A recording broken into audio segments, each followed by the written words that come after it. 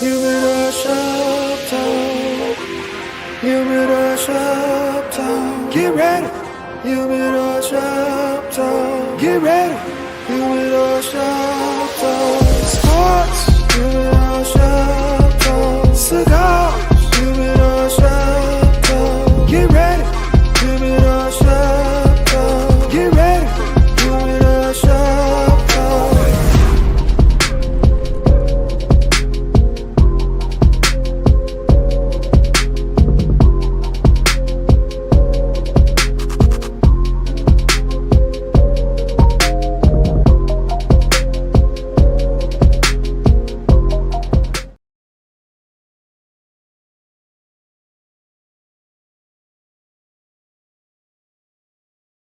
SmokeFella, we back here on this Saturday morning. We had a beautiful 53 degrees day yesterday, so I hope y'all got out there and got some of that fake sun that Chicago gives us. But it is what it is. We back with these sports, man. How we do it in the cigar shops, man. We give you straight, raw, unedited sports talk, and we throw in some jokes and some other things that's going on in the world. So it's like a full-on party every day. So I'm gonna start bringing in my panel guest today. I'm gonna bring in my man DY Nemesis. What's up with you, kid? Yo, top of the morning, everybody. Glad to see everybody back on the show, ready to get this thing started. All right. We got my man when it's 5 o'clock somewhere. I'm gonna tell him that I got some coffee in my drink today, representing him. Lucky Lefty, what's up? Nope, not today. War. H2O. So you can't be letting the fans down, man. Can't let the fans down. Well, on behalf of my liver, we apologize. But I'm drinking water today. How about that? It's like in the league, man. You can't change your jersey number, your hairstyle. You got to keep it the same. It's called load management. Oh, you pulled a Kawhi. Yeah. I took it there. You on a Kawhi? Yeah, I'm on my Kawhi today. Damn. Hey, I want to give a shout out to Flyvester Joel Embiid. He won't be here today. He got another injury, but it is what it is. But I do have Sly Simmons. I do have Harvey's finest, KDL. Trey, what's up? What is happening? What is happening? Good morning, everybody. How y'all doing? Sly not being here is equivalent to water is wet. But speaking of, that's what we're doing today. I'm on Lucky's tip. That's what we're doing. Load management, baby. Hey, load management. That's actually a good one this hey, morning. Coach Pop set us out during primetime game. He was tired of the schedule. He said, y'all get to sit down. Remember when he set out Tim Duncan, all his stars? No, that was him. That was him being petty, bro. On national TV. That was boycotting the schedule. That's when they was doing like three days, wasn't they? When they doing like triple? Yeah, and then that year, San Antonio had every big dog like back to back. It wasn't like a back to back. Got under 500. Man, he was hot. And he didn't even bring him to the arena. He sent him home. Oh, didn't. Yeah. What up, Jay Greer? Jay Greers, what's up? Hey, man. Jay Greers, what up? Before we get into it, I kind of want to get your blood flowing. So I'm gonna give you an NBA start one, bench one, cut one. We started out the gate.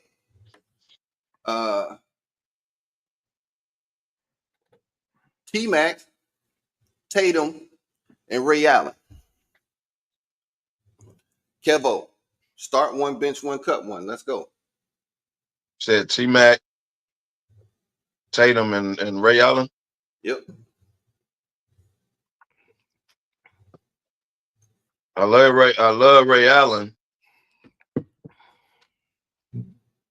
So I'm gonna start T-Mac. I'm gonna bench Tatum. I gotta cut Ray Allen in that list. I got to. I'm gonna wait before I say you high, but DY That was actually shocking. I'm starting Ray Y'all Allen. know that. I'm benching T-Mac and cutting whatchamacallit. Tatum. Tatum. Okay. Lefty, let me see where your basketball head is at. I'm starting T-Mac, man. I'm just got to start T-Mac. I'm a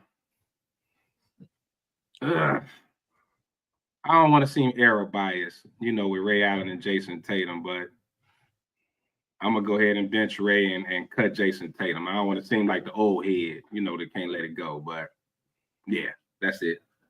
All right. I'm going Ray Allen, Tatum, T-Mac. See you next year. Now, Taking Ray Allen over T-Mac. Ray Allen. Right. And then he told me I was ridiculous. Are you all looking at Miami, Boston Ray Allen, or do you remember the UConn, Milwaukee Bucks Ray Allen?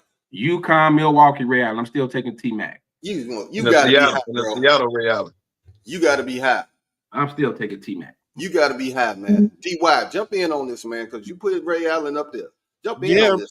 He's the beast, man. I mean, you got to understand who and what Ray Allen was in the league, especially at that time. You know, this cat's still in the league with Mike and all those guys, so he going up against a lot of the big dogs.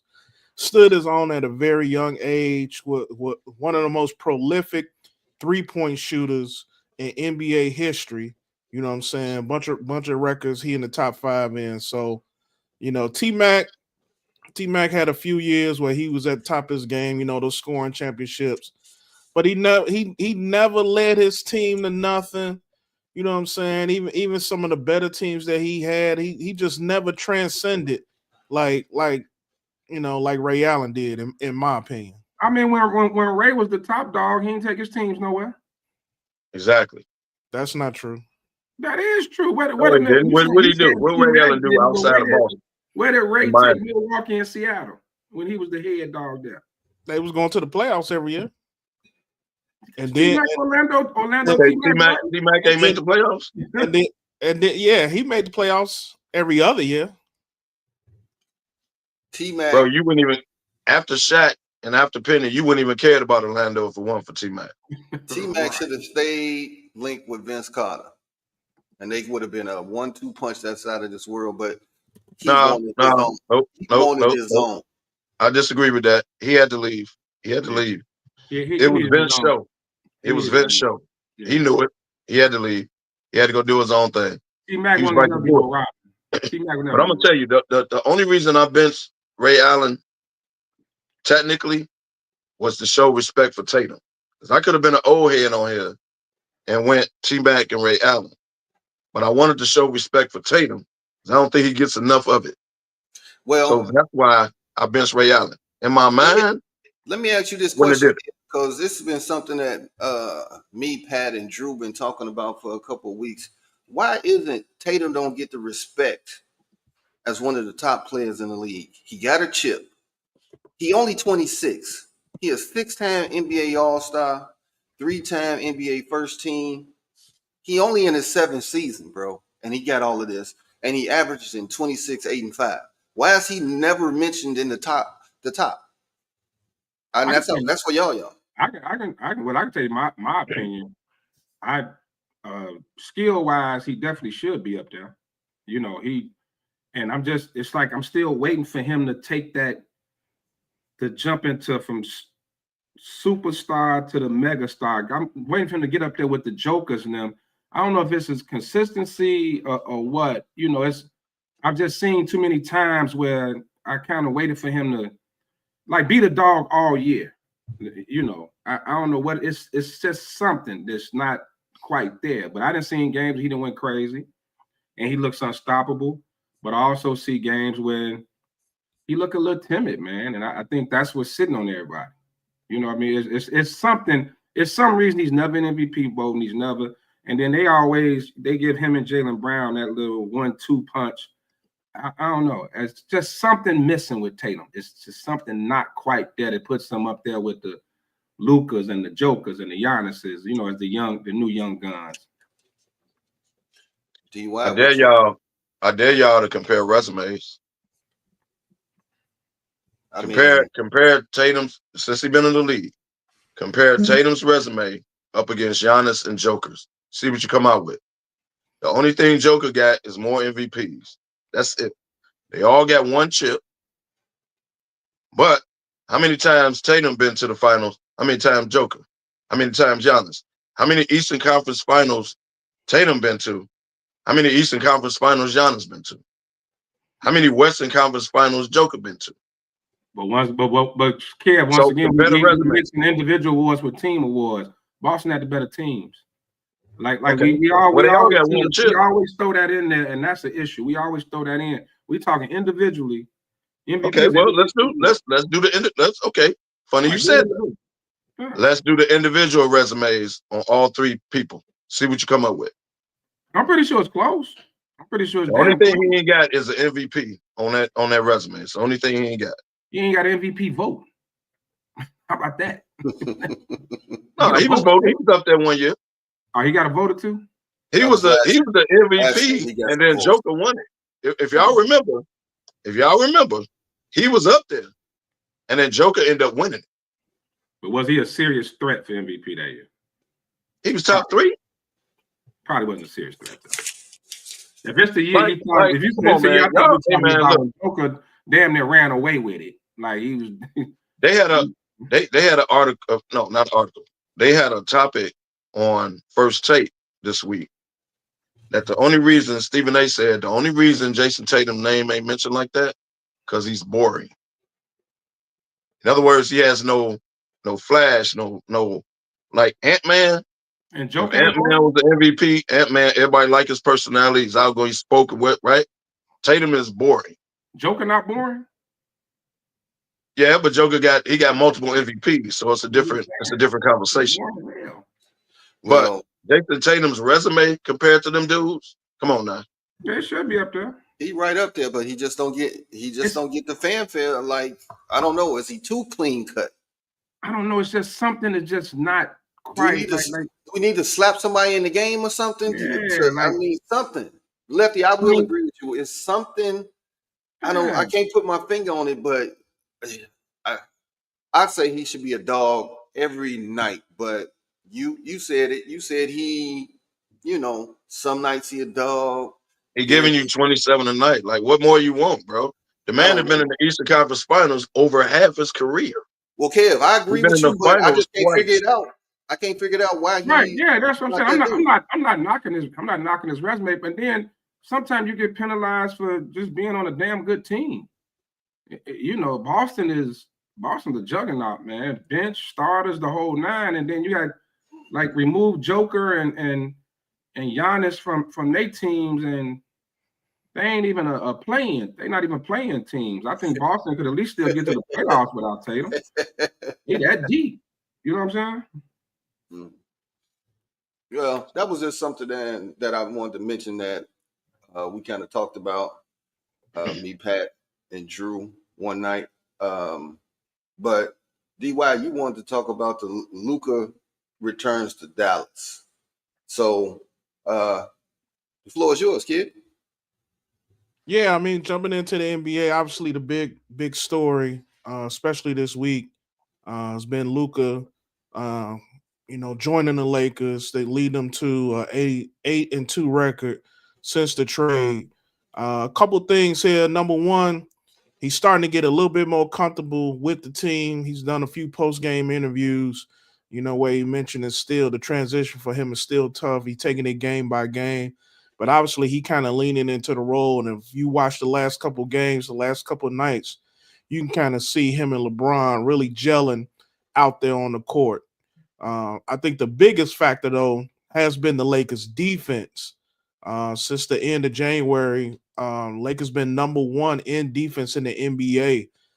So whatever J.J. Redick has done, whether it's with rotations or matchups, has definitely, I think, been the catalyst for the Lakers and they resurgence. They moving up. They are half a game out from the number 3 spot in the West. So KDL, resident Mr. Laker, what you have from 2? They're about a game and a half out of 2 spot. They right Yeah, there. they actually can, if they keep winning, they can jump to 2. Yeah. So what do But you think? What do you think has led to this jump? Well, people don't remember this, but the Lakers was winning before Luka got there. Right. The Lakers was on a winning streak before Luka. They just haven't stopped since Luka. People don't realize that. They were winning before Luka got there. AD got hurt.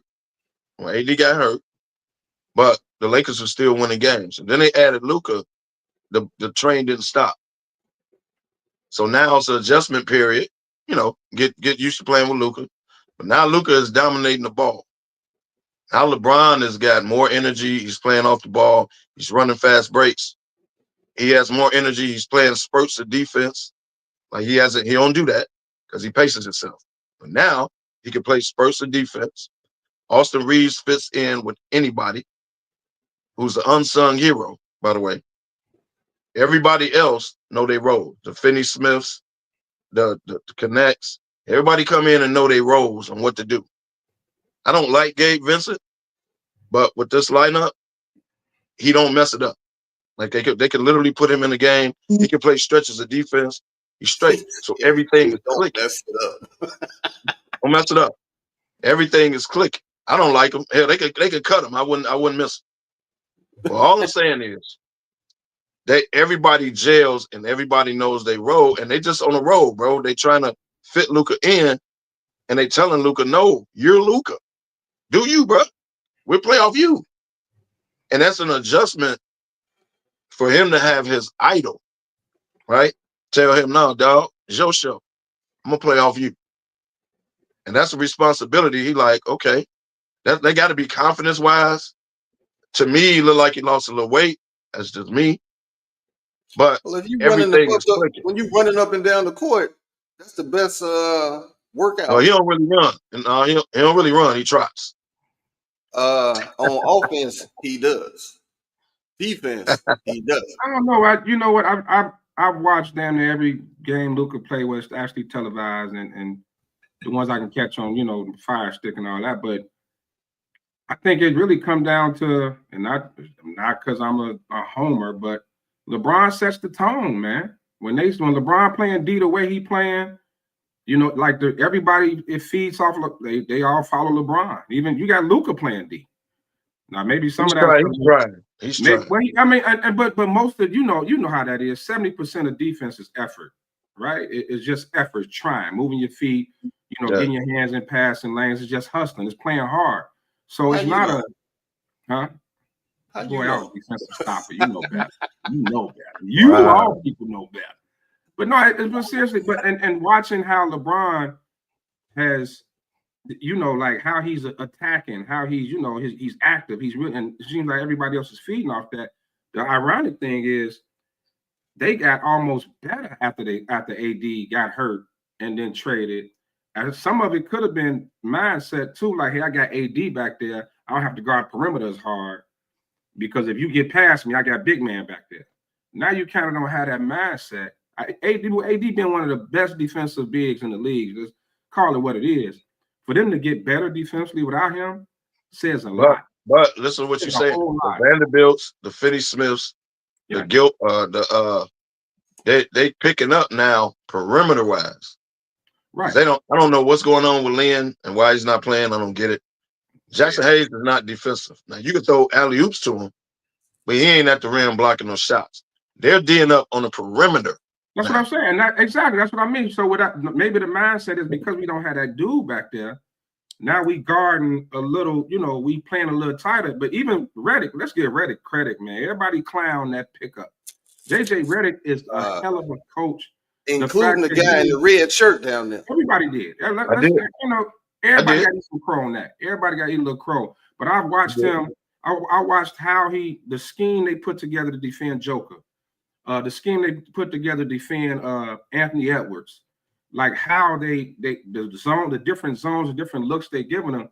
Let's give coaching some credit on that, man. JJ Redick not getting enough credit for what's going on. Two things, Lefty.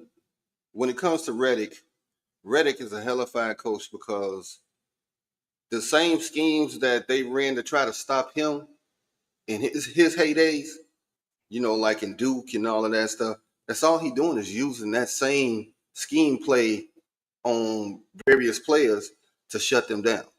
Well, the man got He 3 got, head coaches he on got, the bench, by the way. but and right, Oh, man. he got a staff of basketball minds. But I do Right. want to say this to you Laker fans. Thank you. You know why? Wow. From 12 to 7, Negro Dominance. You did say that. You did say that. Yeah, but in the end, y'all ain't gonna do shit. Hey, So hey, Kev. you can Hey, Kev.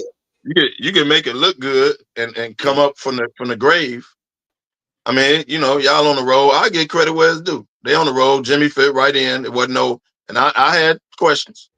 Everybody, And I I had questions think they too. move. But Jimmy brings another like element. Like Jimmy can post up. Jimmy go to the basket. It's a different thing. And Jimmy can pass. But hold on, stand. But before we jump Golden State, let's stay with the Luka thing right quick.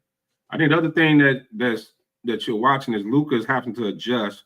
We got to remember this is a mid-season trade. LeBron talked about it last night. There's no time. If you're really not practicing, it's not a lot of practice time. You got to do this on the fly.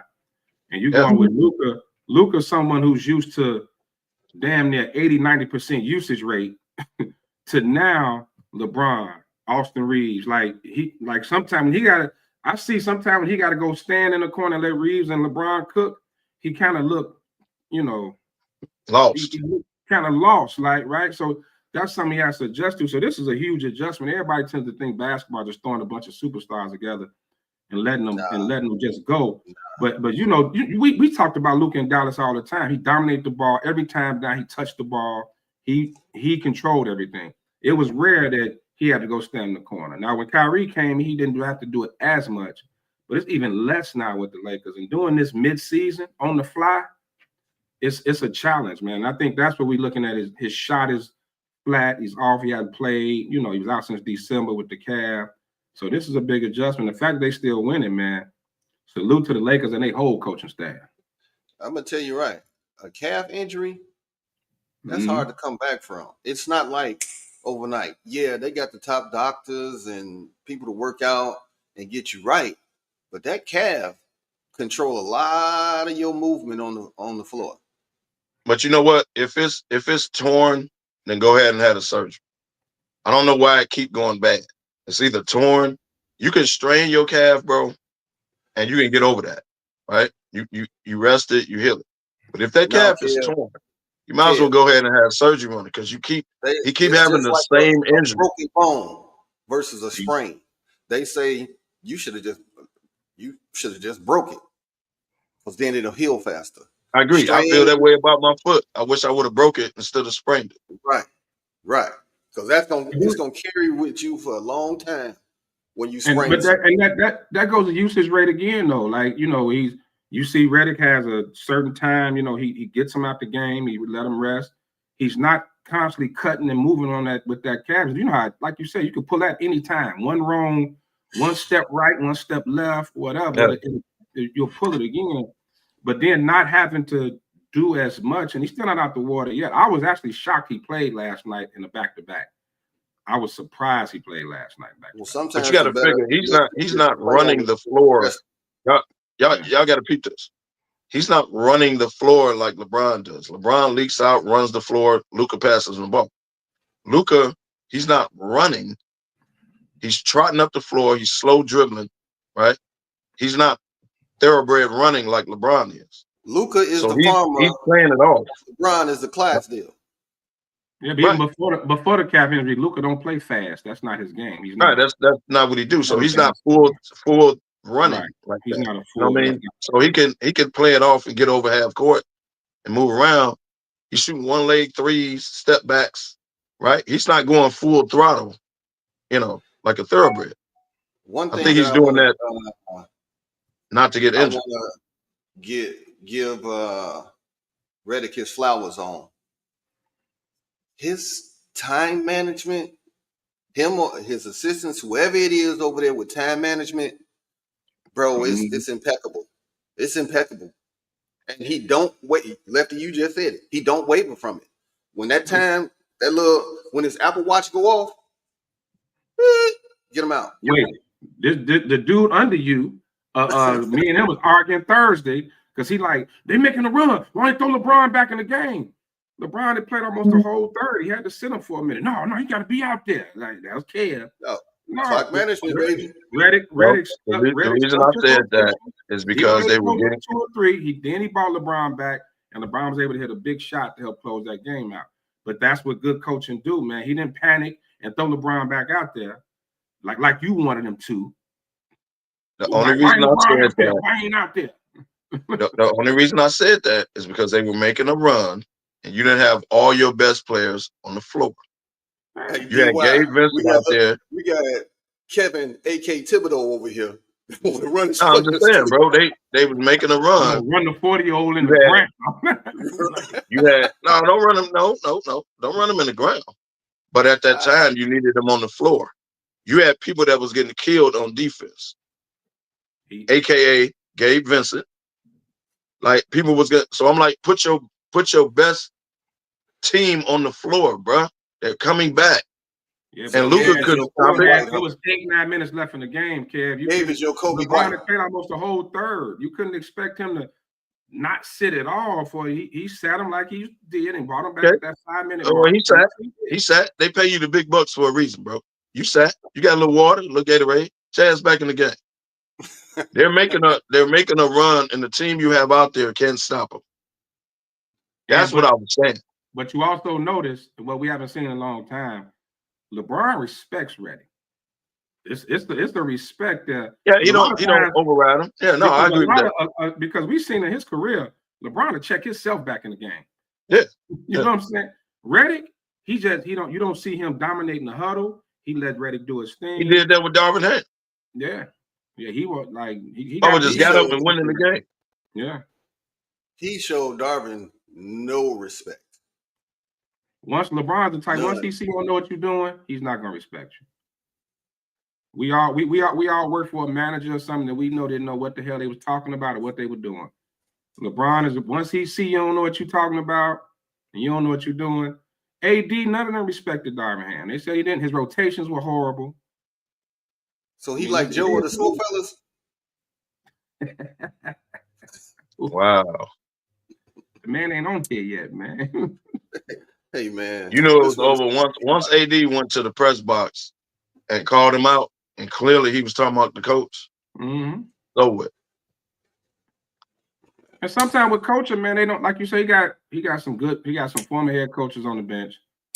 A lot of these head coaches be so stubborn, they won't listen to their assistants.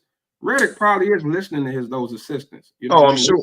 They said Ham definitely didn't listen to his assistants. Ham was kind of his way, y'all work for me, just my way. It looks like the way that coaching staff is clicking in LA right now, they got a pretty good, chemistry going. Well, this ain't all JJ. Trust. Right. It's not. But when you are a new coach, you try to come in with old school coach ways that you were coached at, and that's not always gonna work. A la Griffin in Milwaukee.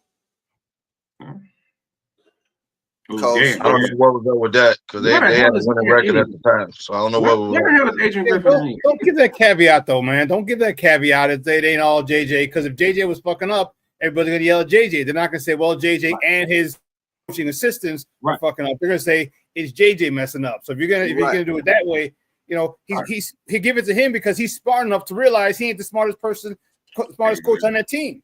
Exactly. That's how you know you are the smartest person. You're like, I ain't the smartest person. Let me get people who've done it before to help me. So he gonna get the blame or the credit either way.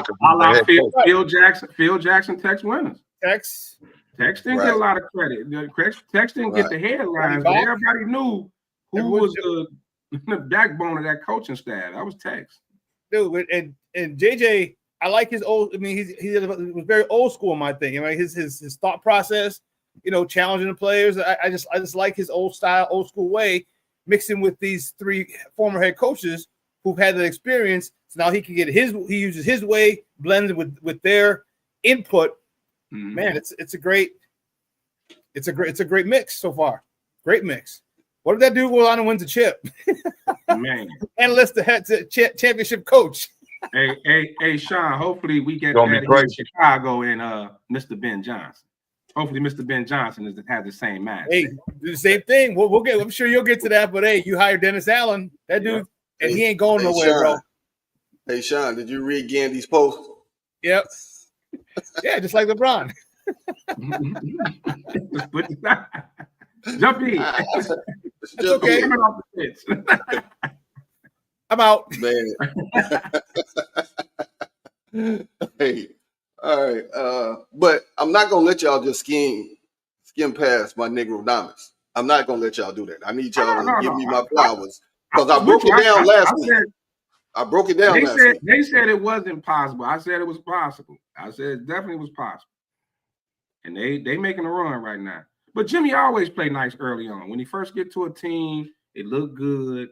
Always happen over time. It always start off good. Let's see over time. And you know what? My Negro Dominance wasn't really for Jimmy. It was for the teams that's ahead of Golden State. They all got some troubles going on right now. They all that's what the premise was. They all had some troubles. And guess what? The Lakers played each one of those teams, beat them. So thank you. Thank you, Kevo. And because right now, it ain't like right now you got Representative Jimmy. Diva Jimmy ain't there yet. Diva Jimmy ain't went to Oakland yet, but he coming. Well, Jimmy he got paid. He got with paid. the asymmetric haircut. That Jimmy coming. Oh, Jimmy with the perm. Jimmy with the perm coming. I get credit where it's due. He's balling. He's balling. He seems to fit right in. Everybody love him. Draymond all on him. You know, I get it. I get it. He gets the ball out of Steph's hands sometimes. Steph got a little more energy. So it's working. It's working. Well, they might have went ahead and put the gloves out for Jimmy and Draymond. We just don't know about it yet. Well, wait, no, we gonna know about it if it happens. But they winning now, so everything peaches and cream. So they good now. It's still early. But at some point. But you notice everywhere Jimmy has gone, it's kind of been the same way. When Minnesota, Philly, when he gets there, starting off is great. It's Jimmy fitting in, he getting along, everybody getting along. Over time, perm Jimmy started coming out. You know what I'm saying? It's something different. So let's see how that work in Golden State. That's gonna be when they lose 2-3 in a row. Yeah, let's see that Jimmy. The perm Jimmy is Jimmy the Mac Butler. DY. DY, you want to talk about East matchups? Yeah. Moving on to the Eastern Conference. A lot going on. We saw a big, huge matchup yesterday, 1 versus 2 in the East. Cleveland came into the game with an 8-game win streak. And Boston, unfortunately, have a worse record at home than they do on the road. And obviously, we saw Cleveland handily take down or at least come back from what Boston's barrage of threes early in that first half of the game and came back and won that game. They clinched first playoff spot here in the Eastern Conference, and they are now have the best record in the league. So, fellas, do y'all believe Cleveland is for real? Is Cleveland a real deal? Okay, can I go first on this? Because last night's game, very entertaining. They was going back and forth. But I don't think D. Mitch dropped 41 if Drew Holiday is there. That's a big piece of their perimeter defense that was gone. Because they got a 3-headed monster on defense between Drew, Brown, and White. They long arms. They make it tough for them. So, but Cleveland, hey, you show up on the court, we're going to give it to you. They got that mindset. And they was missing Porzingis too. He's almost the new Embiid as well, but that's neither here nor there. But his whole career he been that. So they was missing him too. But I'm still holding my judgment, DY. I don't know if I got to see Cleveland make it to the Eastern Conference final before I can say that they have arrived and going to stay stay a legitimate threat. Cleveland has been good the last couple of years. The only thing that stopped Cleveland has been injuries. They're staying healthy this year. They're making a run. It's true. Do I think they can beat Boston in a 7-game series? No. Do I think it's gonna go 6 or 7? Yes, I do. Cleveland, and they picked up Hunter just for Tatum and Brown. Y'all know why that move was made. They got rid of LeVert. Hunter can guard either Tatum or Brown, right? You try to neutralize one of them. Then Mobley got to get loose. Garland got to get loose. Obviously, Donovan Mitchell. Like, they got a squad, bro. They got a squad. I don't think they can beat Boston in a 7-game series, but they got a squad. So, yes, to answer the question, yeah, they for real. But they ain't going to beat Boston in a 7-game series. They're not. Not fully healthy. Yeah, I think, well, let me say it. Cleveland is for real. The only team over there that can beat them is Boston, if it comes down to it. And Boston got to get off their we the shit, like we just won back-to-back or off a three-peat. Because sometimes they come out there like, you know, like everybody's scared of them, or like they not the Bulls of the 90s where teams are intimidated by them at all. Cleveland's that team, man. They young, they hungry, they ain't scared of nobody. And when it all come down to it, man, if I think the path for Cleveland to beat Boston would have to be to go through the bigs. Like Mobley and Allen is a huge advantage for them. If it tries to go what's the point guard with Cleveland? You can't go through Garland and Mitchell and think you're going to beat Brown. It can't be Garland Mitchell, you know, Garland and Mitchell versus, you know, Tatum, Brown, and those guys. If they can expose and really focus, get the bigs, you know, going, Cleveland gonna be a hard time. I'm still stick with my guns. I don't think they can beat them in 7. I think it'll be a hell of a series. But I will say also, I wouldn't be surprised if Cleveland beat them though. If everybody is healthy, do you think it's gonna go 6 or 7? Boston, yeah. And everybody healthy on Cleveland, when they match up, I'm always gonna go with Boston because the big physical guard. Garland is small. He's very small when you look at his overall frame. And White, Brown, and White, Brown, and Holiday. For some reason, he has a lot of trouble with them. You know what? White is a bigger factor than we saying too. Like White be killing, bro.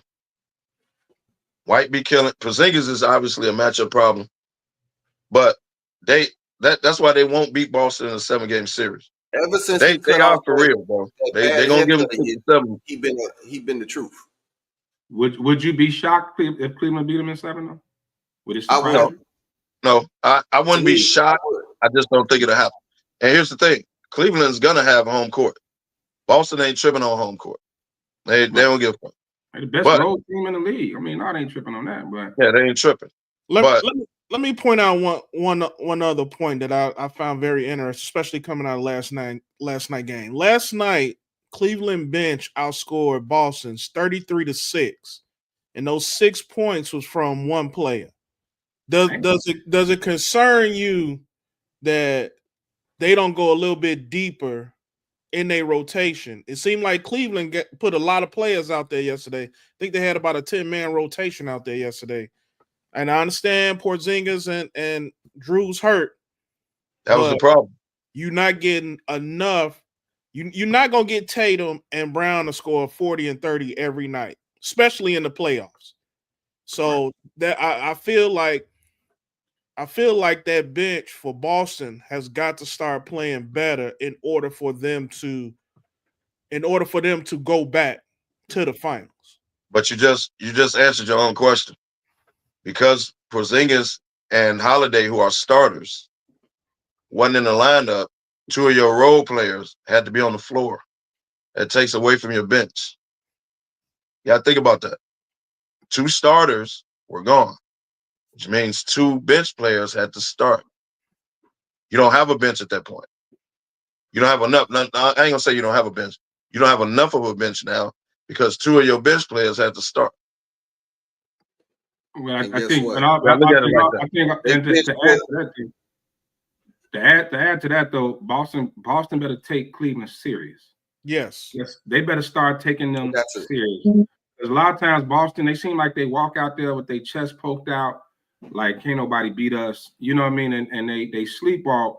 You know, you saw they jumped out to that huge lead and just felt like they That's can't because do of threes, though. They hit like No. 15 threes. Oh yeah, when they hitting their threes, it ain't nothing you can really do. But I'm just saying they better take Cleveland serious. They better stop running around like they a lock to go back to the finals. Cleveland is a serious threat. I agree with that. DY, that's an amazing point because Pritchard, bench player, he only had 6. But if you look at Horford and Hauser, which are normally people that come off the bench, that's a total of 17 points at the bench. 17. That's never going to win you anything. 56, though. Horford 56 years old, man. So I get it. I get it. Get out. You can't count on right. But if you out there, if you lace them up, Al, old man, lacing them up. If you lacing them up on that 94 foot, I got you.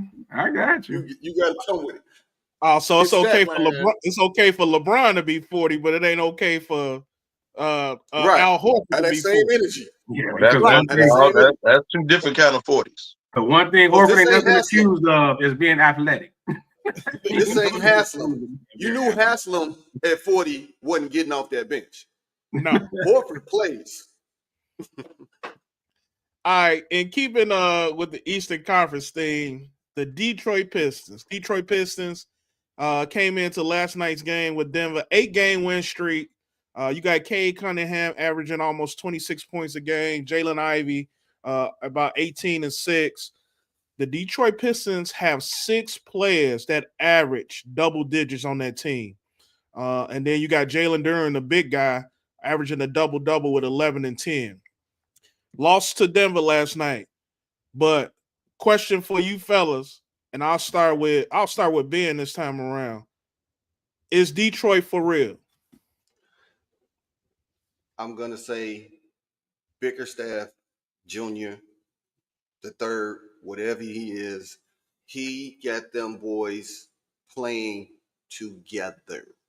And he, same way we talked about Redick, his time management, the positions that he put his players in, now they are actually for real. Now, I'm not saying they're not for real where they about to go and get to the Eastern Conference final. No, but they for real to be in that top 6. I'm gonna say they're for real. They're not gonna beat any of the top teams right now. They did a stat. They could get New York. Stop it. No, they won't beat New York in the series. No, they won't. They could get Indiana. Are you high? They might beat Indiana. They won't beat New York. But look, right now they match up against Indiana 4 and 5. Well, they might get Indiana. I won't be shocked on that. But that's it. They're good, man. They're good. Oh no, and there's your coach of the year right there. People saying Redick. No. They did a stat last night. Do y'all realize last year at this time Detroit only won 8 games? Yeah. I know that. So I'm telling you, they what 6, 7, 8 games over 500 right now in less than a year. Yeah. Come on now. That's your coach of the year right there. Well, first of all, Redick might get it because the Lakers are going to go further and have a better record. So Redick might get it. That's your coach of the year right there, bro. Bickerstaff. Well, they on the come up. They on the come up. To answer DY's question, no, I don't care. I think Detroit is better than the bad teams in the NBA, but they ain't nowhere near the top at the upper echelon of the league. They're not. Like, no. Like they better than and it's a lot of bad. We gotta realize it's a lot of bad teams in the NBA right now. A lot. And teams we didn't expect to be bad, like Philly. Like it's a lot of it's really some bad teams. Do you agree with this point, Lefty? It's a team you don't want to get matched up with in the first round because they're gonna tire you out by the time you get to the second round. I would love to have them in the first round. If I'm one of the top teams, give me Detroit in the first round all day. Let me get them in the first round. They're not gonna beat none of the top teams, bro. Right? They young and they athletic. I get all that. I'm just saying, like, if they played a Western Conference schedule, they may be in a play-in. Like Would y'all be shocked if they beat Indiana in the first round? So many bad teams in the East. The East they wouldn't match so them. It would be New York right now. If they started, it's New York. It's New York, and they would. New York is third. Indiana been rolling too. Why you tripping? New York is third, man. And how it works out: one plays 8. Detroit plays 7. Detroit 3 plays 6. Yeah, Detroit. It will tire New York out. I didn't know they was 4. I thought you said they was 4 and 5. I thought they was 4 and 5. My bad. Yeah. I'm gonna tell you right now. But they not beating New York. They're about 2 years away. Yeah, they have bet from putting them over the top. Yeah, they're about 2 years away. That's a good young team. I compare them to Houston in the West, and Houston's good, but I just watch their style of play. They got that youth, that up and down, they athletic. I get all that. I just don't. I think when it comes down to X's and O's and playoff type basketball, I don't think they a problem at all.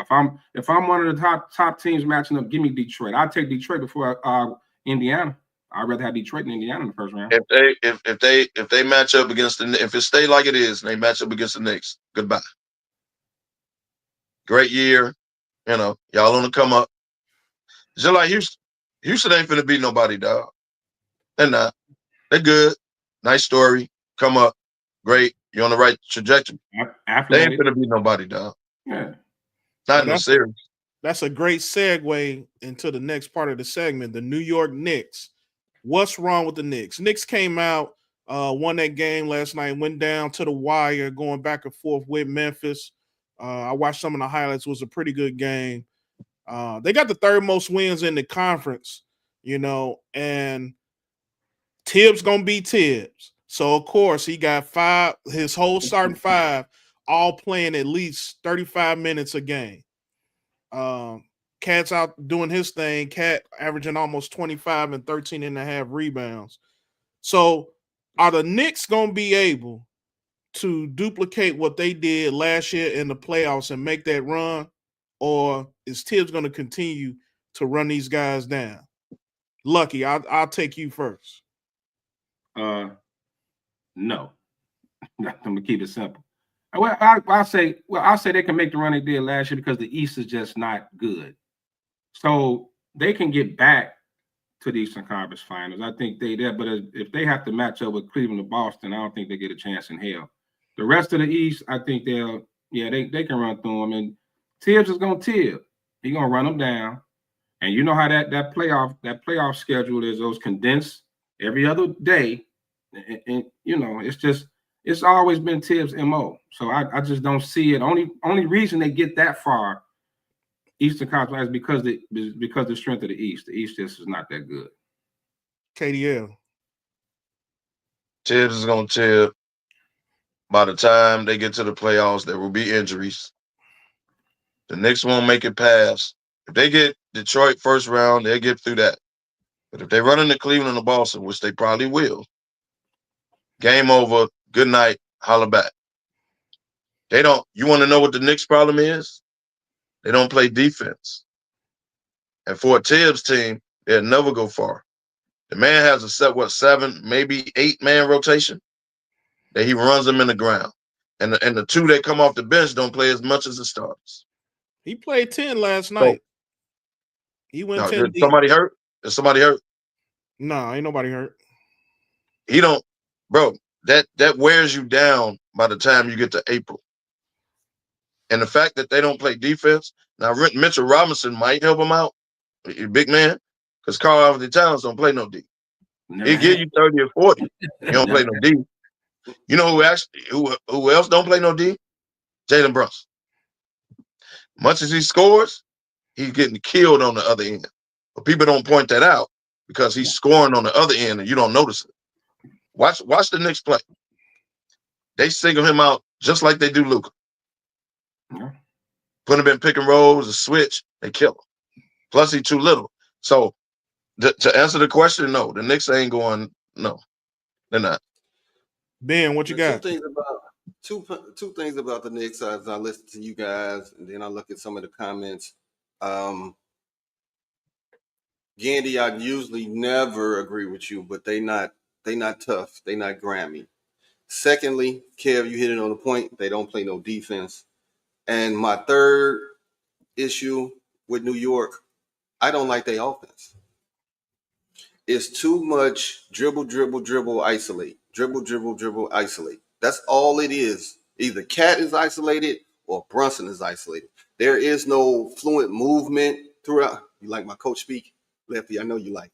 But yeah, I heard you read a book. Yeah. He went and watched Hoosiers DY. Now he think he NBA. Got his Gene Hackman on. Shout out to Gene Hackman, man. Shout out to Gene Hackman. Yeah, man. But they have no. If you watch their offense will get stagnated, and that's when they'll get up, and the team is always going to come back because their offense is so remedial and basic. So I don't think they will do any better than. I think they'll take a step back in the playoffs versus last year. So being you don't like their offense, you don't like their offense or defense. So you just don't like the team. And the fact that Silk like them. Silk like them, so I definitely don't like them. Damn. They ain't going nowhere, man. They got second round, maybe. All right. Finishing up in the East. Speaking of going nowhere fast, I want you to pick one team out of this bunch to make it out of the play-in. You got Orlando, Miami, Atlanta, and Chicago. KDL, who's coming out? It's a simple Orlando. Orlando. That's simple. Atlanta play the Bulls every year in the play-in. Y'all ever notice that? I sure do. So Orlando is coming out of that. Bye-bye, Miami. Ben, who you got? You know, I'm going to go with Atlanta, and the only reason is because I don't know what gear or button they switch on Ice Tray, but when it comes to that play-in, he just going to a whole nother level, bro, and he can change the game. And then I think it'll be Atlanta, but I do care if I was having two picks, Orlando would be the next one. Luck. My mind says Atlanta, basically like being said because of Trey. Like out of that group, Trey is probably the best player in that, and out of those teams in that group. But my fan duel says Orlando though. My fan duel says Orlando. Kev, Pachero is the best player out of that group. No, I mean Pachero still. I'm talking about for longevity though.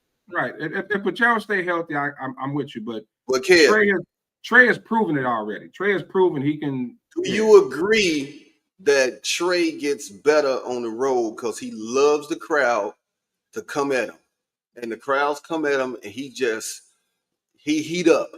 He heats up when the other team crowd is all on his neck, and he love it because then he go, ooh, give him a bucket after bucket. Okay, I give it to Trey because we've seen it, right? He got highlight reels for the play-in, and then they lose. I've also seen Pachero when healthy. The only reason Orlando is in that position because Pachero was out for a minute. Yeah, y'all do realize that, right? I agree. Bankero, man, put some respect on that. Okay, Bankero. Okay, my bad. I don't know his last name says a lot. No, but that's a bad man, bro. And if he's healthy, I got Orlando coming out of that bunch easily. Now they're gonna lose to Boston or Cleveland. I'm not gonna say easily, but come on, man. Atlanta, come on, man. The mere fact Atlanta play the Bulls every year around the same time, which means they're in the same position every year. Come on, man. Yeah. Which says they experienced and playing. They got experience. They got experience. Orlando don't. They veteran. If y'all remember, Orlando made the playoffs last year. That's right. They sure did. They sure did. And what happened? Never mind. What was supposed to happen? But they ran into. I think they lost to Cleveland. To be honest with you. Yeah, what was supposed to happen happened last year.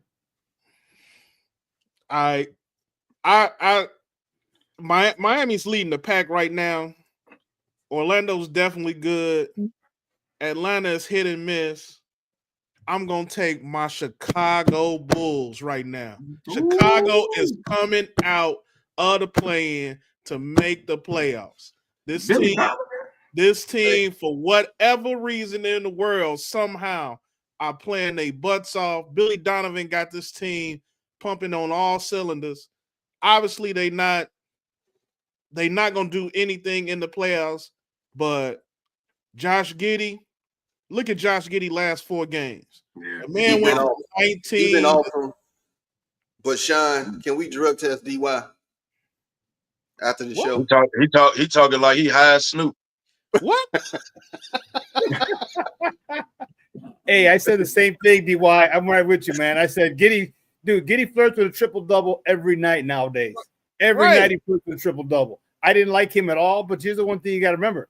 The kid's only 22. He ain't even in his prime yet. I didn't like the trade. I didn't like him. I used to call him Sunshine because of the long ass hair. I didn't like that dude. He flops. He complains about every time he doesn't get a call, and then all of a sudden he just started. He grew on me like a fungus, man. I started seeing 10 and 12. Okay, you saw the change once. Are you talking about the dude that had the young girl and they just let it go? Yeah. Come on, man. No, I'm just hey, man. He was exonerated, man. Oh, okay. That's a culture thing. That's a culture thing. Look, okay. Everybody just let it go. Don't put the Karl Malone on him. Mark what I said.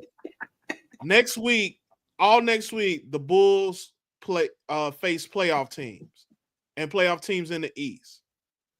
Mark what I said. The Bulls don't win.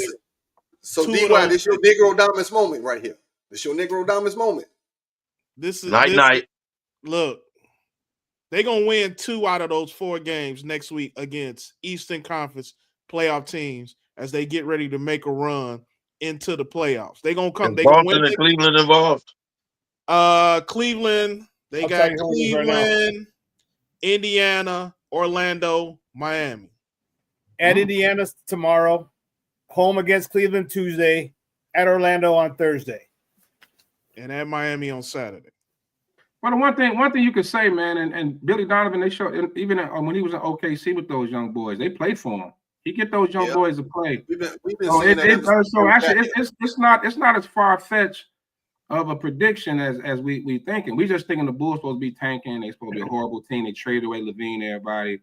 But they play hard. They play hard. Like they play for Donovan. Yeah, they play hard for Donovan. They play hard for Donovan, and I agree with you. He's good with young teams, but they play hard for the man. They clearly not trying to tank. They trying to win. They play hard. And that's like my that point. You used to use back in the day, Kevo. That's my again. They play hard like that Dax you used to use back in the day.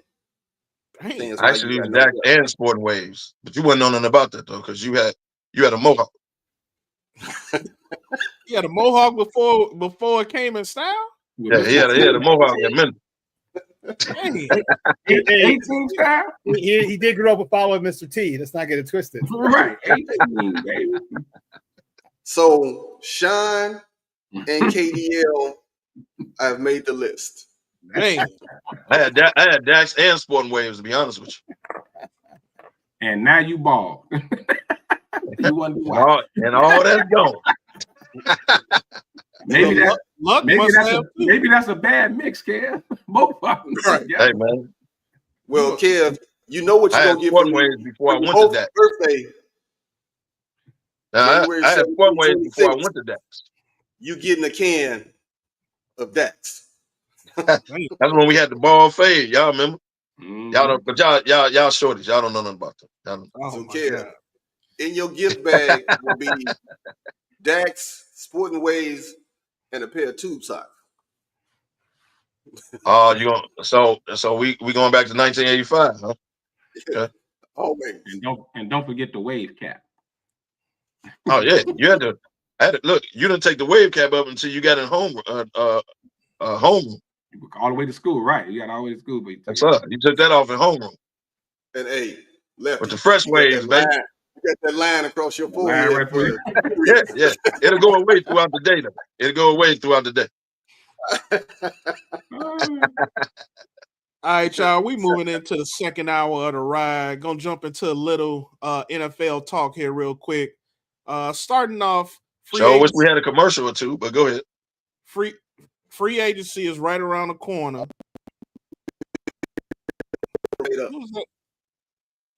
Who's that breaking up?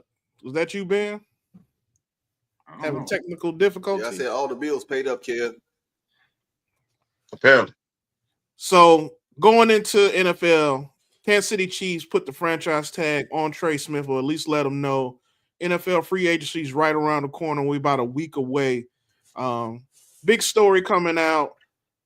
Are the Chiefs making a play similar to what they did last year with Ladarius Sneed and attempting to franchise the player only to trade him for some draft capital?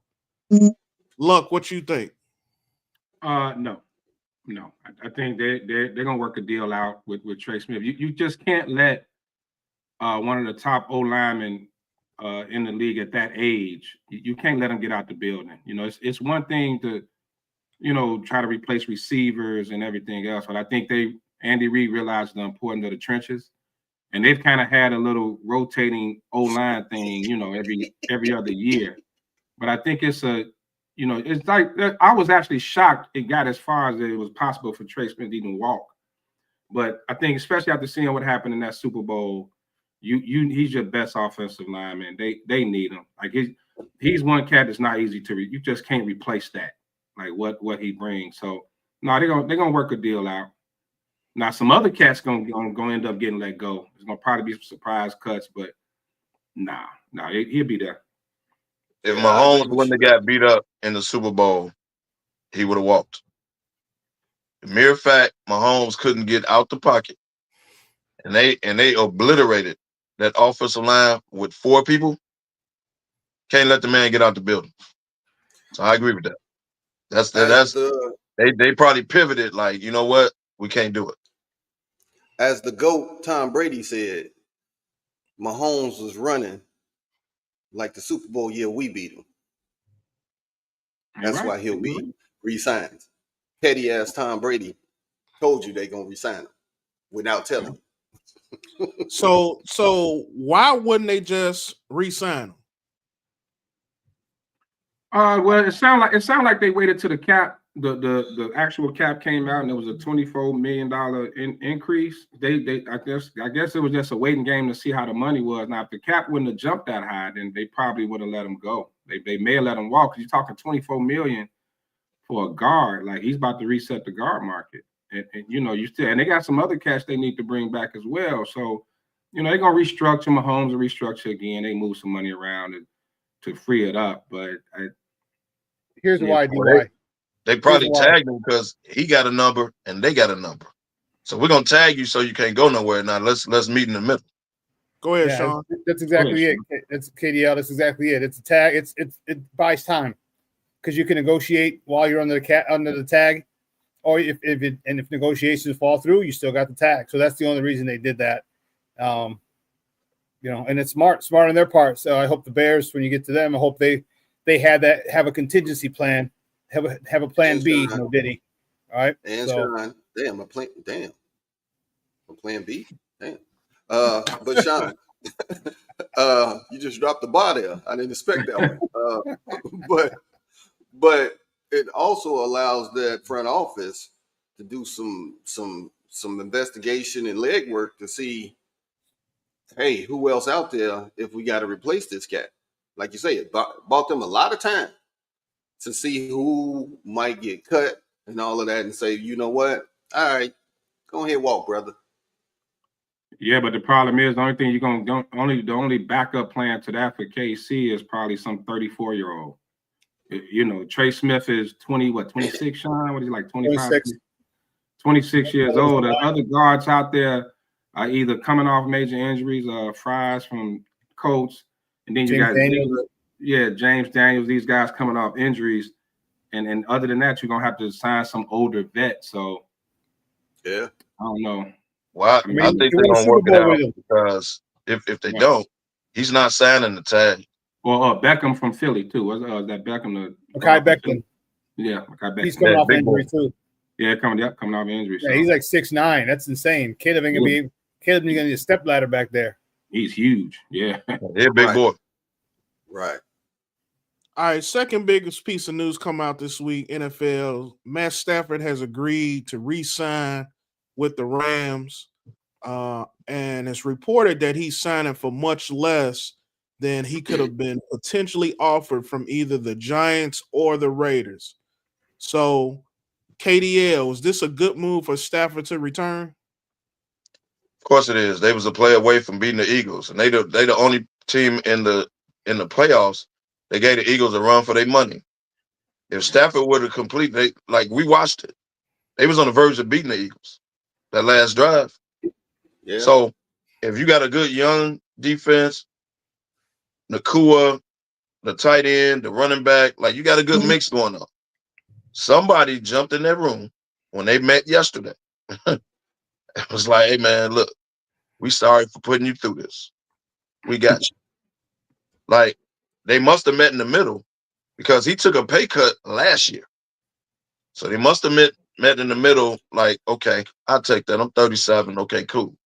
But you ain't going to disrespect me and underpay me. I'm going to tell you, Kev, you got to put one more layer on top of that. This was a family move. You said, how old is he now? White probably didn't want to. Yeah, I agree with that. That has something to do with it. Yeah, I agree with that. I don't want to live in Vegas. I don't want to live in New York. You ain't going to cold New York, though. Right. We going to stay right here because I agree with that. You only got a couple years left, man. You're not going to uproot us for 2 years. Yeah. And we will establish I agree with that. We left cold ass Detroit definitely has something to do with that. Right. Cold ass Detroit, and now we've been in the sun all these years. Oh no, it ain't happening, player. I'm gonna totally disagree with y'all. I think the Rams punked him. I think the Rams straight up punked him. He wanted a certain amount. They said we ain't giving you that. Go seek a trade. Go out there and see what's out there, and let us know. Would you rather go to the Giants who in the rebuild? Vegas is a rebuild, a 37-year-old, or you want to stay here and keep this train rolling? Like the Rams didn't. This was unheard of. That's why everybody was so shocked at what was going on. But they held their ground. They called his bluff. Go seek something else. The Raiders had the money, could have paid them more. Giants could have paid them more. They called his bluff. So the Raiders had a deal on the table. So that meet in the middle. No, Rams pumped them. You're gonna take our number, or go to find a situation better than ours. And he didn't. So no, he got pumped. Well, we got it. What was the number? What did he end up getting? It ain't been made. It was a 2 year something, right? I ain't say yet, but it's less. It ain't been made yet. One thing I did read, and in fact I read it this morning. Somebody in Matthew Stafford's camp mentioned that Stafford didn't want to make the same mistake that Aaron Rodgers did. Apparently, him and Aaron Rodgers is pretty close. And they mentioned about how moving from, the team that he had been with, had the most success with, and then moving to another team kind of put Aaron Rodgers, despite the injury, kind of put him in a flux. Mentioned how Stafford was already settled in Southern California, his family is settled and everything. They mentioned he didn't want to make the same mistake that Aaron Rodgers did. And that's so ironic because now he set the tone for the quarterback market. And guess who's the next name up as the hottest potential free agent quarterback that's out there? Aaron Rodgers. Aaron Rodgers, yeah. Which I don't know why, but yeah. Hey, Mr. Merrill, stay away from that. Carry on. He's a leading contender. Giants at the top of the list. Yeah, saw sure it. is. But I saw you asking that dude with that type of attitude to be a bridge quarterback? Because whoever signs him, you still got to take a quarterback. You can't bank on him because he could Of course, retire. you got to take a quarterback. Yes. He could retire any moment. So he got to be a bridge quarterback.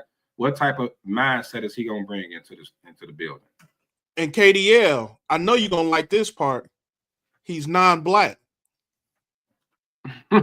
Well, Mara take him. But I've been telling y'all that for years. Y'all been looking at me like I'm crazy. Now Pete Rock backs me up, and now it makes sense to y'all. But I've been telling y'all that for years. I know my team, bro. And yet it's still every draft board coming out got guess who at the number 3 pick? The black Cam Ward. Right. And the black Cam Warren will not be drafted by the Giants. Neither will Shador. Y'all don't hear me though. Don't follow Peter. Watch out for Jackson Dart. Watch out for fellas. Jackson Dart. When They're gonna draft a quarterback in the draft. Don't get me wrong, but it won't be with the 3 pick.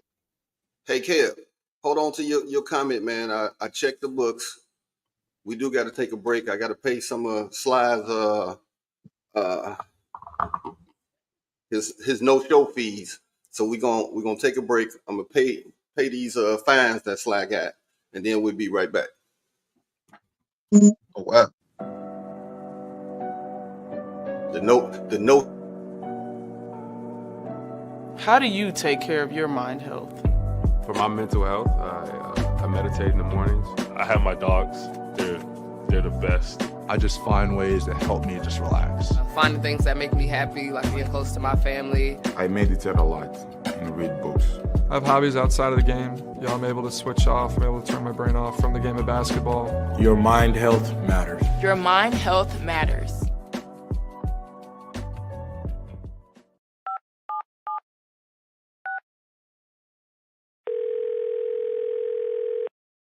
Yeah, hello. I'm really not sure if this is what you all do, but I really don't have anywhere else to turn. Hi. I don't even know why I'm calling right now. I'm sorry. My thoughts are going a mile a minute. My kids are out of state. My buddies from the Army are all gone now. I'm really alone. I left the service last year. My mom just passed away a few months ago. I miss so much time with her. I keep getting calls about the bills, and I'm trying to get a job, but I feel so stuck. Okay, ma'am. I'm glad you called. Okay, sir. Let's stay on the line and walk through some things. Thanks. Okay. Thanks a lot. Thank you. Hey, it's your boy, the Superback, Sean Sierra, and be sure to follow Sports Zone Chicago on all social media platforms, on Facebook, Instagram, and our Roku channel. You can find us at Sports Zone Chicago, and on Twitter, we are at Sports Zone Shy. Also, be sure to download our mobile app so you can take Sports Zone Chicago with you on the go.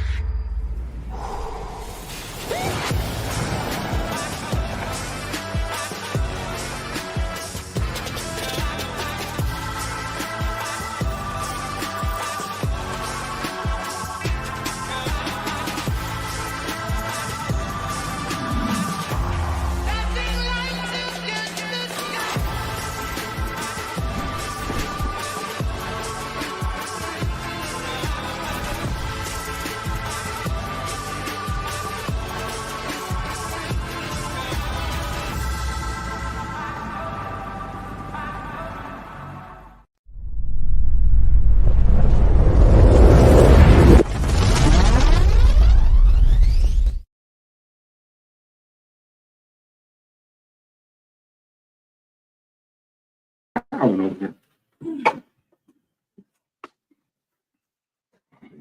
don't know.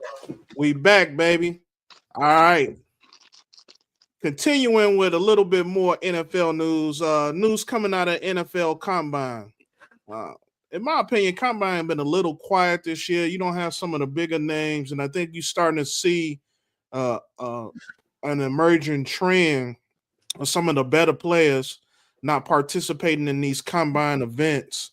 You got a lot of the big names that's going to end up waiting on their pro day, but they are at the Combine to interview with teams.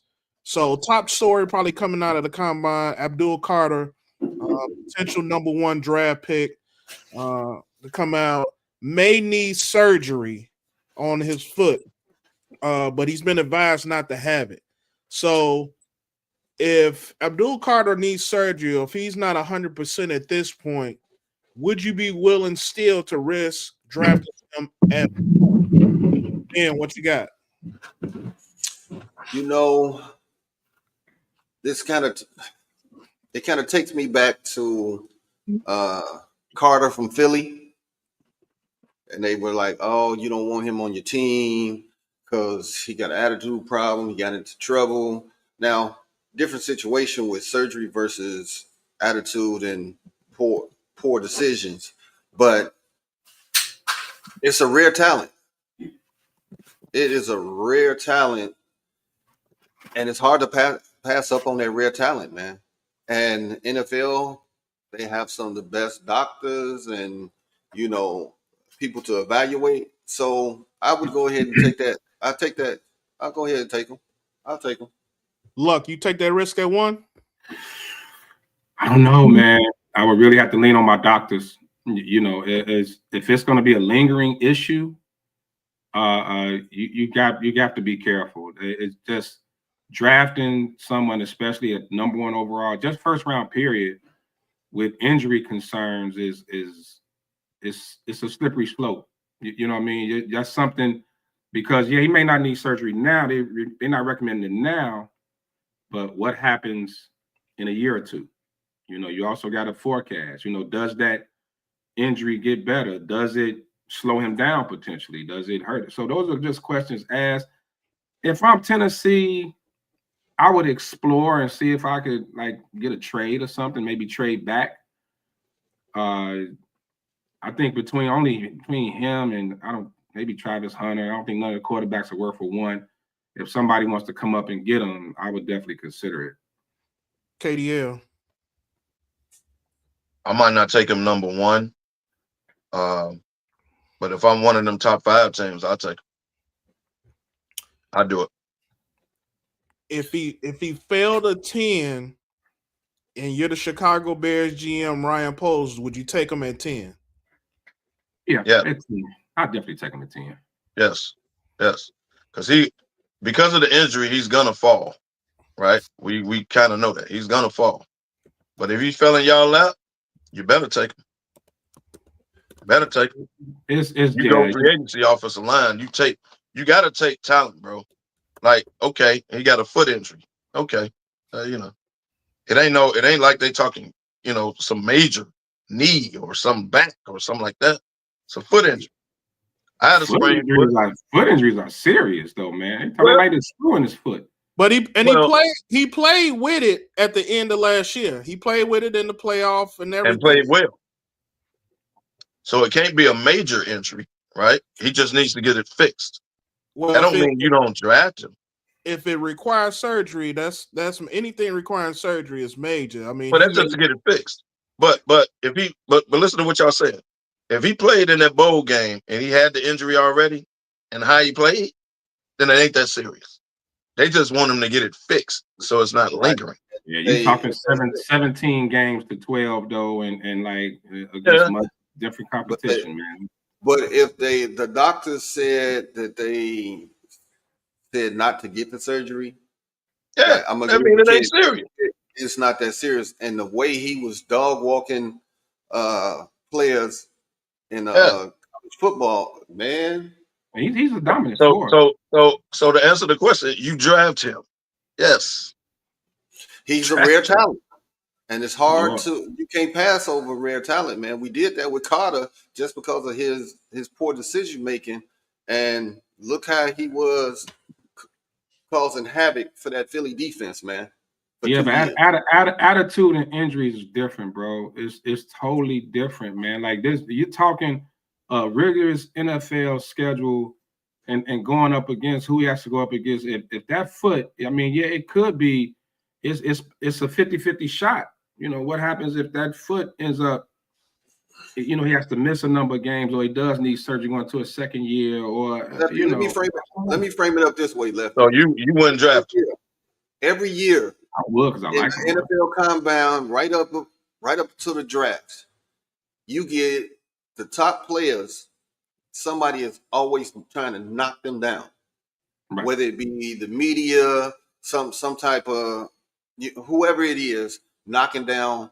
You know, you got the top quarterbacks, and then you got this other quarterback that come out of the blue, and next thing you know, he's up there with them, and you're like, what? Where did that come from? It happens every year. So you said, I gotta trust my doctors. Yeah. That is key.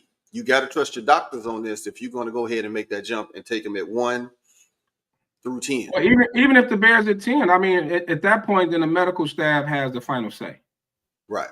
I got to lean on my medical staff completely. But you know, it's football, and you're in the trenches. Any lower body injuries, man, coming into it, you got to be skeptical. Anybody that's going to take them, then they didn't already did their homework before they, you know what I mean? Yeah. Like they know already, hey, what type of foot injury he got? Like what they doing their homework now. They talking possibly may need a screw in there. Like you got to think right. about but look, y'all got to look at it like this. They didn't say the man definitely needed surgery. They recommended surgery. the doctors didn't recommend it. They're trying to get the man to play through it, right, like he did in the bowl game. So if it was that serious, they'd be like, hey man, you need surgery. Like get over it. That's what we got to do. They're not doing that. You got to trust the doctors, like the doctors at CN Intramurals. They said slide knees wasn't shit. It was a no-go. What? And intramurals? If you talk, think of it like this. We all done bought cars, right? You're going to buy a car, you know, top dollar, because this is when you're paying that type of money, you're talking top dollar. And say, yeah, it's a great automobile, but you know, this is a little iffy. It's possibly this.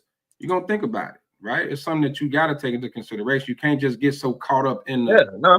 You just can't get caught up in the shiny new toy. If you got a bad wheel, you know, you gotta be smart. You watch your mouth. Number one, I ain't never had no problems with 30 years, baby. So all I'm gonna say, especially when it comes to the Bears, and then we'll move on, is Kevin White. Yep. That's all I'm gonna say. Damani hit the nail on the head. Players with lower body injuries, and the Chicago Bears drafted them. So right now, let's hear from our brand new head coach Ben Johnson. He had some comments at the combine that was pretty interesting. Let's take a listen.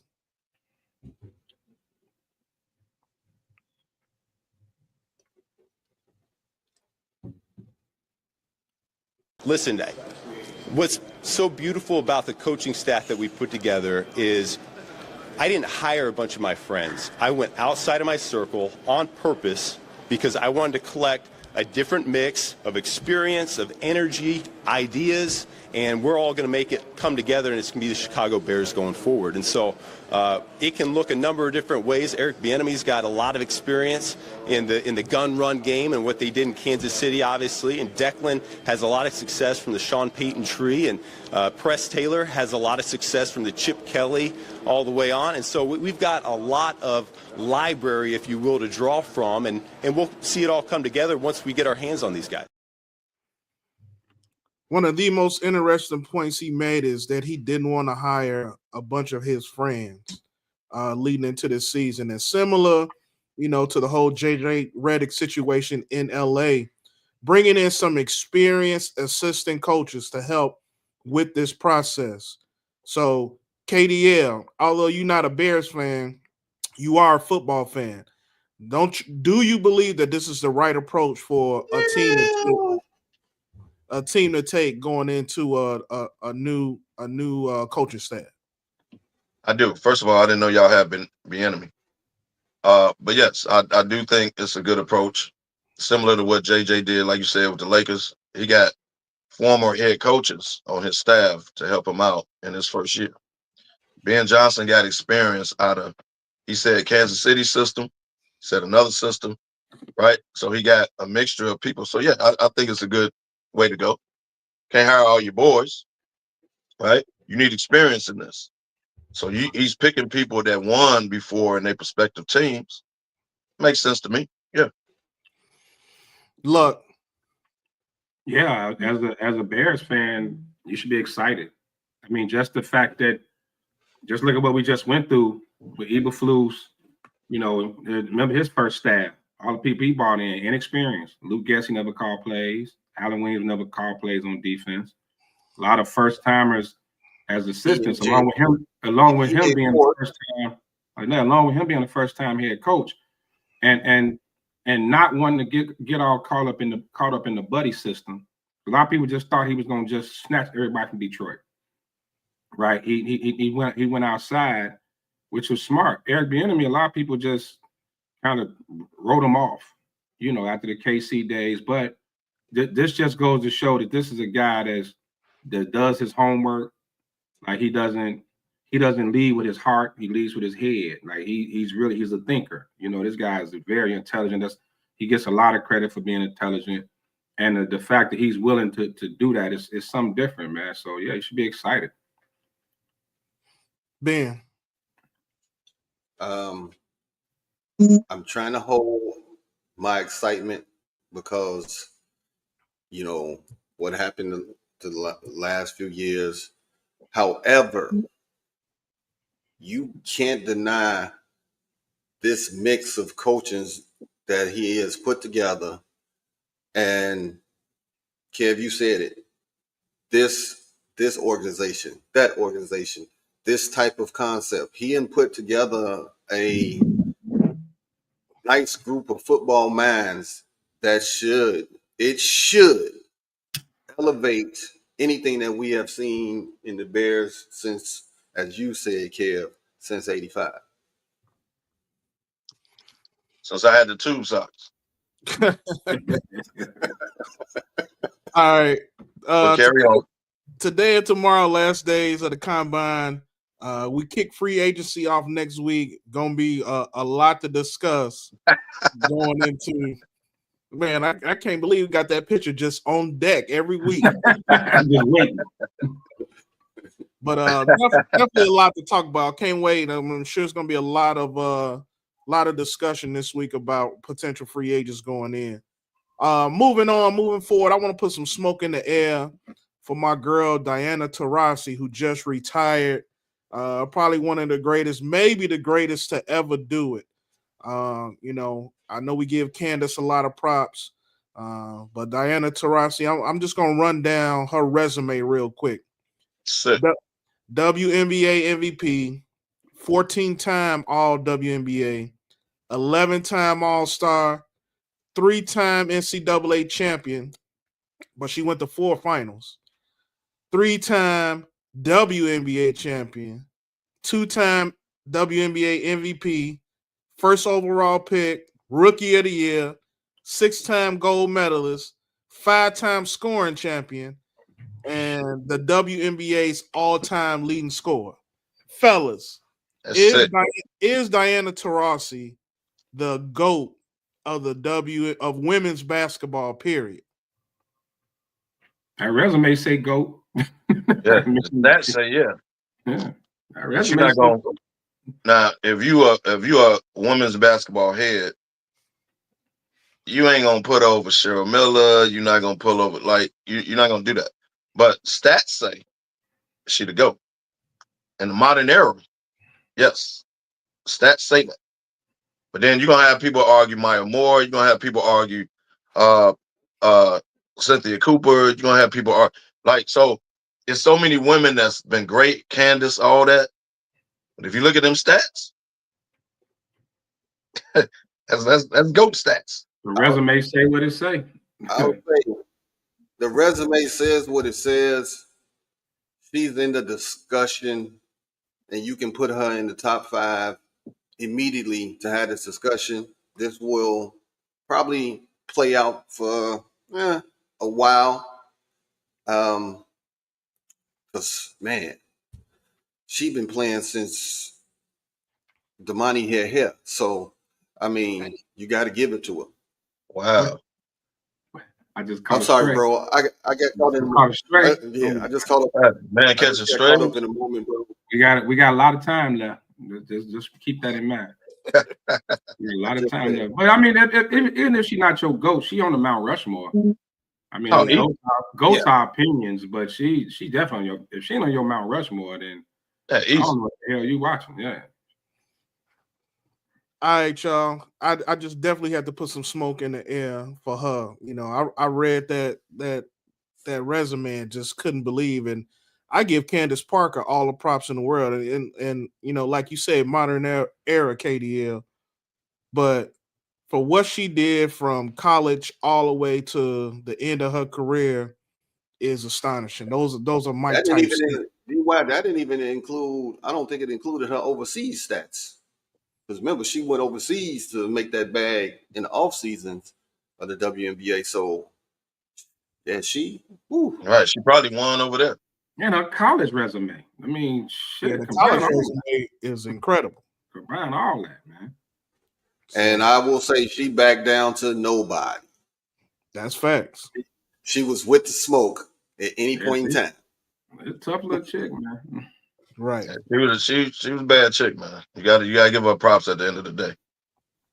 Yeah. All right, we got about 30 minutes left. I got some good trivia for the fellas here. Here we go. Let's start it off with my boy Steph Curry. The other night went berserk for 56 points. Went on a 3-point barrage and rained down fury with his 3-pointers. So out of the 20 games, there's been 11 or more 3-pointers made. Steph got 14 of them. Damn. Do you think you could name the other 6? Clay Thompson. Clay in there. Reggie. Clay did it 3 times. He had 14 and 12 twice. Yeah, we didn't see Clay go crazy in a quarter. Right. Ray Allen. I gotta think that Ray Allen and Reggie got to be in there. No Reggie, no Ray Allen. 11 or more. Ray Allen ain't in there. 11 or more. You talking about the volume of threes they shooting these days? The old heads ain't gonna get that. Like the volume of threes they shooting right now. That's correct. It's 2 old heads on this list. Everybody else is 2018 and up. Dale Curry. No, we just said ain't no. Kyle said 2 old heads. Is Korver on there? No old heads. Kyle Korver not considered an old head though. He played. Korver, no. Well, he is kind of an old head now. A little bit. Korver's not on there, huh? So you said it's 6 more? Yep. You name one, so it's 5 more left on the list. 11 or more threes in the game. In this era. In this era. Trae Young. No Trae. Damn.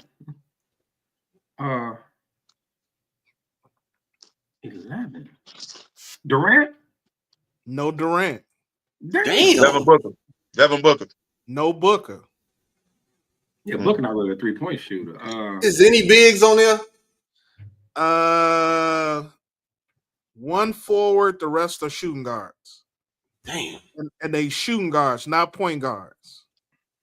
Damn. Maybe 1 point. Maybe 1 point guard. I can't think nobody hit 11. I can't think nobody hit 11 threes, bro. Dame is on Dame's Dame on the list. Dame Lillard. Yep. Dame on there. One of them is a Laker. We got 4 more. It's a Laker. Kobe. Luka? No. Kobe. Kobe had 12 in 2003. Oh, damn. I didn't know that. Remember, he scored 81, 63. So well, threes, though. Some threes. But he was getting buckets. He wasn't shooting threes. We got 3 more, right? 3 more to go. There got to be some unknown, man. Some cats we ain't never. One play for Sacramento, one play for Toronto.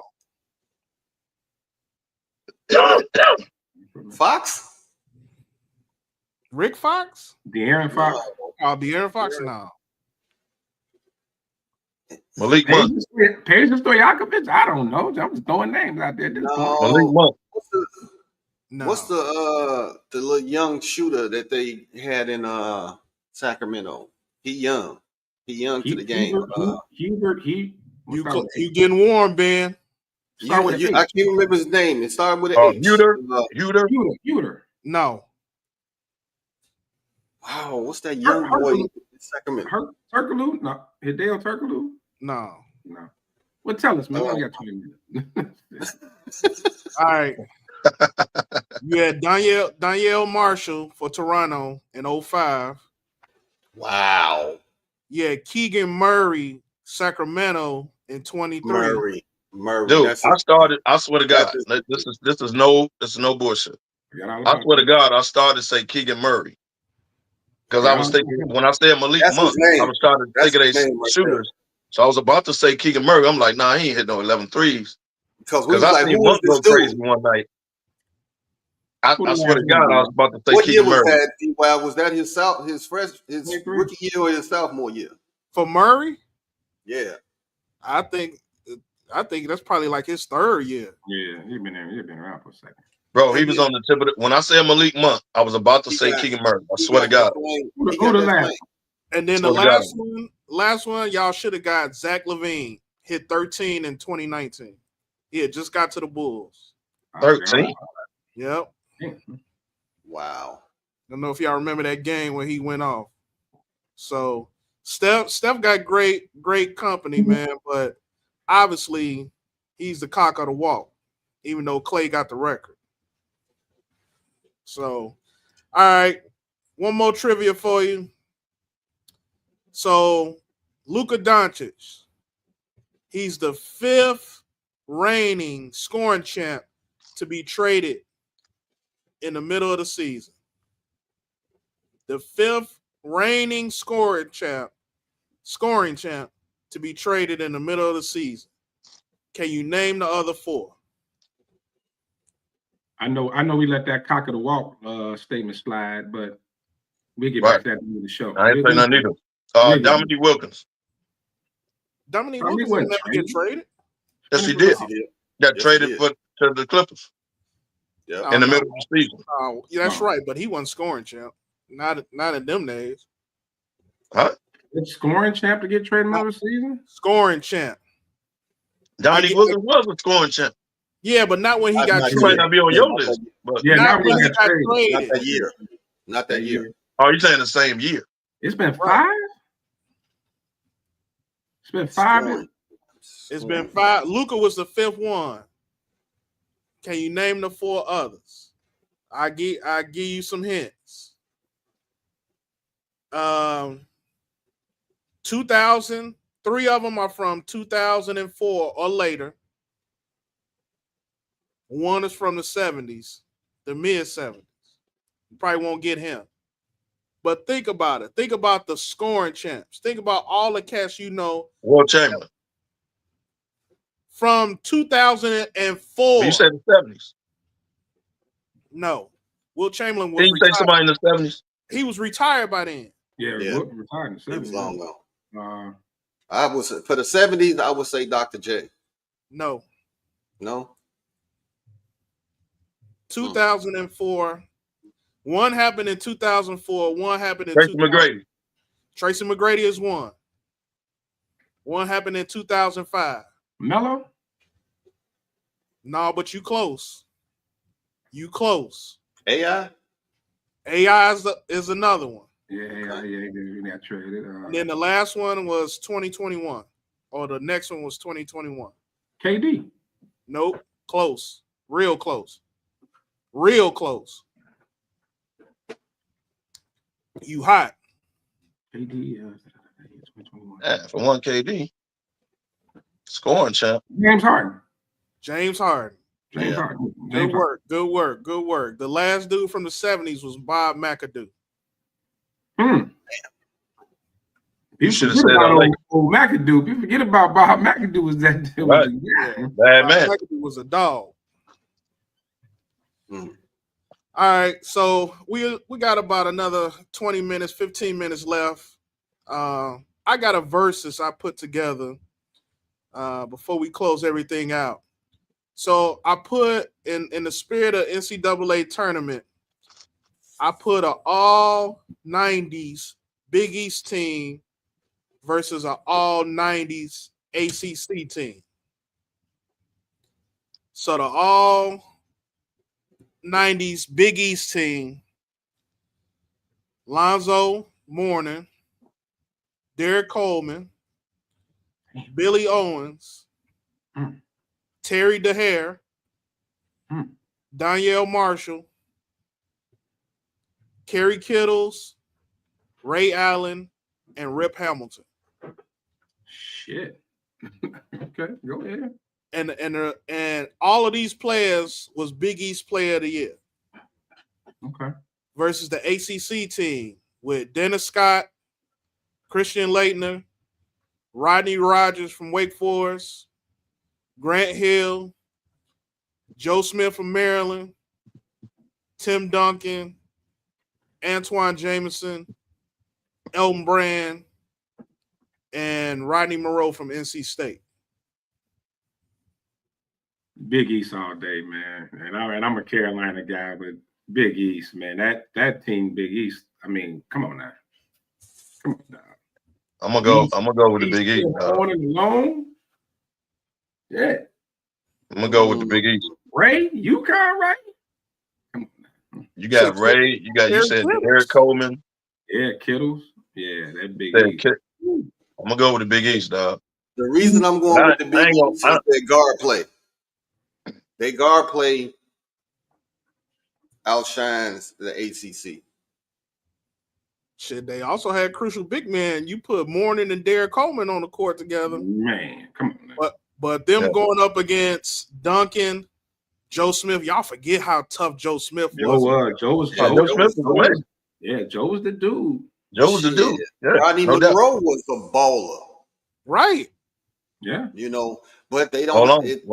The guard who we said for Wake Forest? Dennis Scott Rodney Rogers. Water. Yeah, Rodney Rogers was hard. D. Scott. Yeah, that's ironic because that's they talking about the next merger, ACC and Big East. Man, that's what they put him for. And even though he won Player of the Year, I should have put Kenny Anderson on this list. I was thinking that you left my left hand cousin, but he was gone. My left hand cousin out there now. He was gone.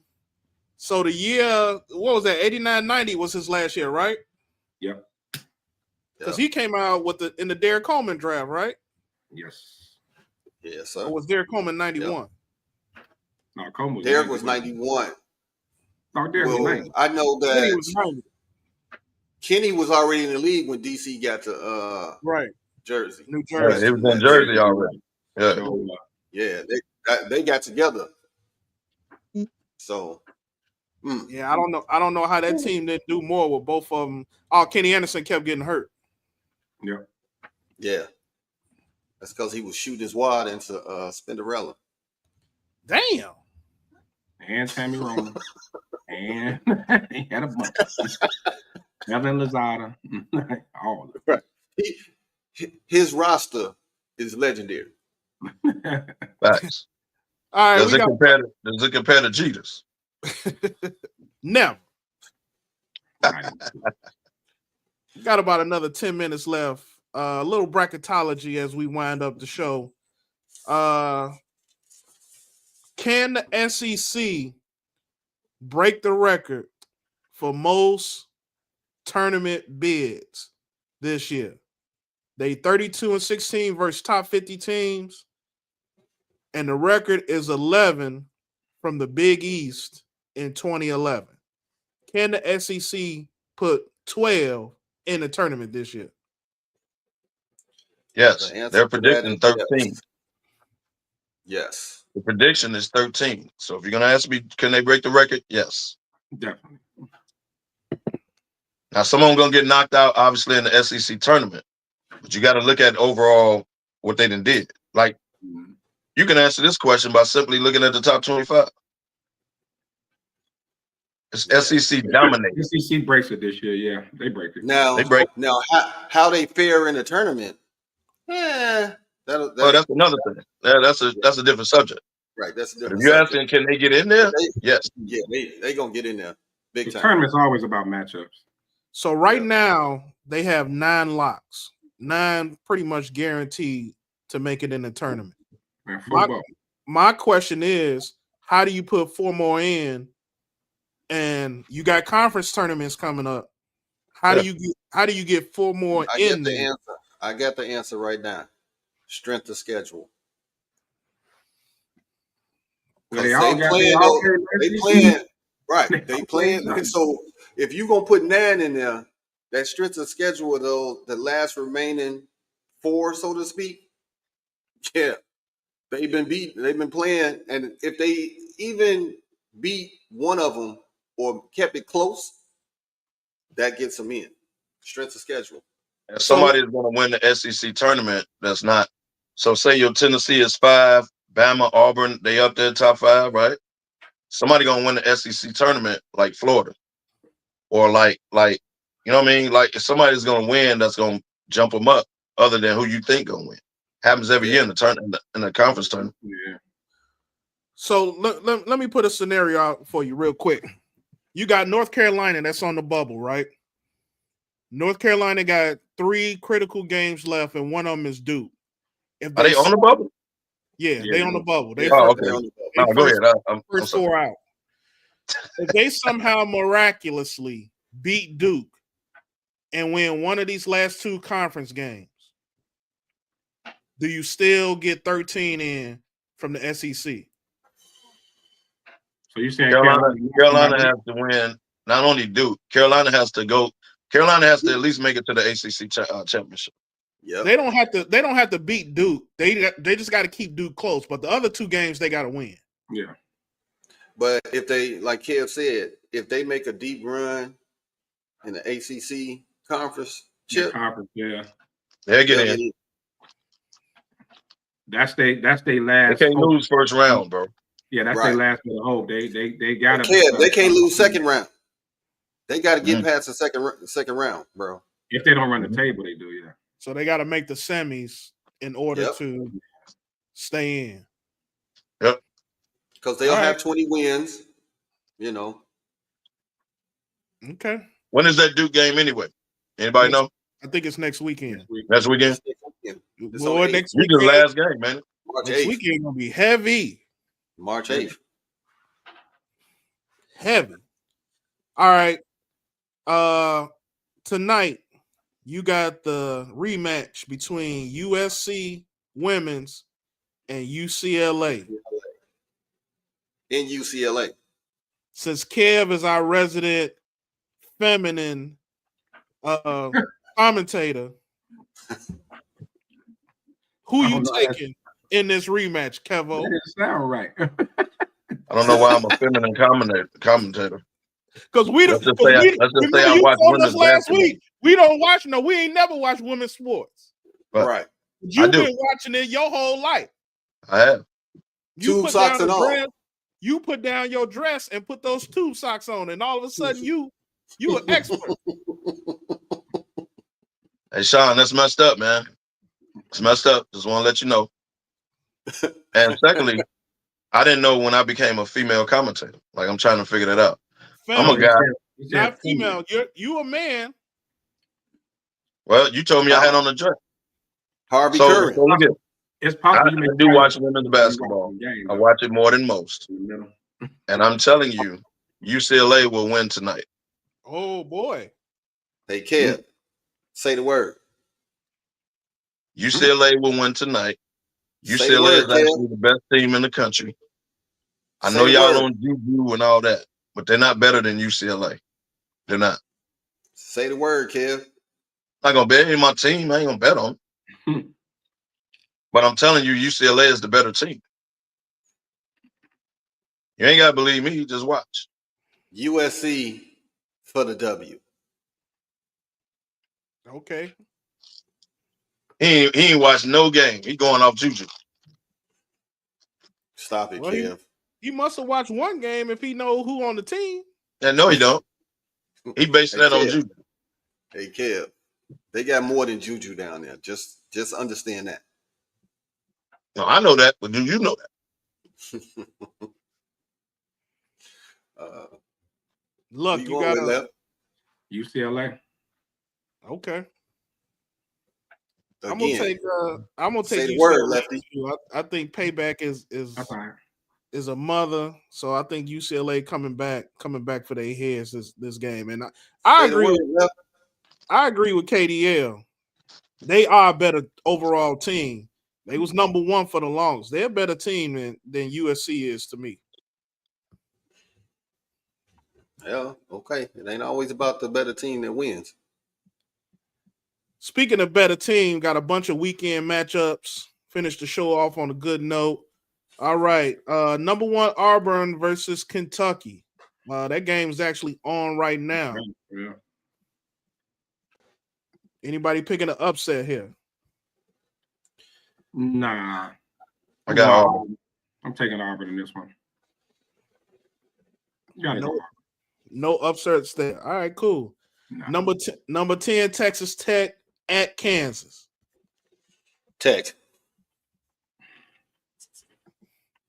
Because Tech clearly is the cock of the walk. Never. We got any pride? The Jayhawks show up today at the crib. Allen Fieldhouse, baby. I'm going with the Jayhawks too. Y'all taking the upset? Jayhawks for the upset. They're not gonna beat them in a Big 12 tournament. But on a day like today at the crib, I'm rolling with the Jayhawks. And 20 wins to get them, even though they in already. You got number 6 Bama versus number 5 Tennessee. Remember, we talked about Bama when they was playing Auburn, that high-scoring team. Yep. So, Bama, Tennessee. I'm going with Tennessee. Where's the game at? In Tennessee. I'm going Tennessee. Well, Tennessee. I really think Bama could do it. I think they need this win. They on a little bit of a slide ever since that loss to Auburn. So I'm not saying they can't do it. I think that's I wouldn't be shocked if they won, but if you don't have one pick. Bama is the emotional team. When they winning, they balling. But like you said, since that loss, the locker room been a little divided.